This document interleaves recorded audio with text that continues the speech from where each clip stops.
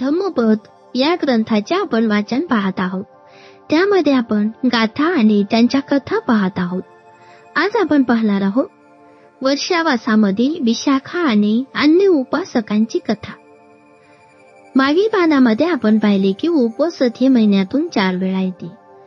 कृष्णाष्टमी, शुक्लाष्टमी, चतुर्दशी व पौर्णिमा. कृष्णाष्टमी म्हणजे अंधारात येणारी अष्टमी. कृष्ण म्हणजे अंधार, काळोख. नंतर चतुर्दशी. चतुर्दशी म्हणजे अमावस्येच्या अगोदरचा एक दिवस, तेव्हा पूर्ण काळोख असतो. नंतर शुक्लाष्टमी, तेव्हा अंधार कमी कमी होत जातो व नंतर येते पौर्णिमा. तथागत पूर्वाराम विहारात असताना उपोषताच्या दिवशी विशाखेने उपवास करणाऱ्या महिलांचा हेतू विचारला.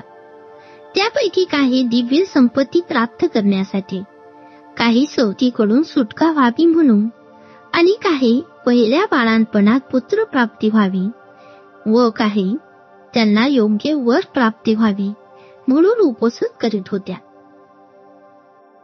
निर्वाण प्राप्तीच्या हेतूने कोणीही उपवास करीत नव्हत्या.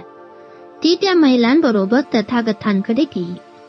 तथागताने तिचे मत जाणून घेतले व ते म्हणाले, विशाखे, ज्याप्रमाणे गुराखी काठीने गायींना घेऊन जातो, त्याचप्रमाणे म्हातारपण आणि मृत्यू या जीवांना घेऊन जातो. तरीही निर्वाणाची इच्छा ठेवणारे नाहीत.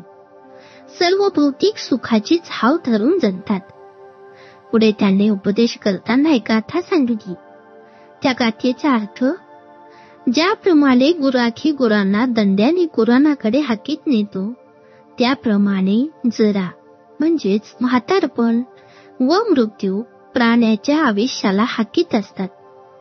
सार, म्हातारपण आणि मृत्यू प्राण्याचे आयुष्य संपवते.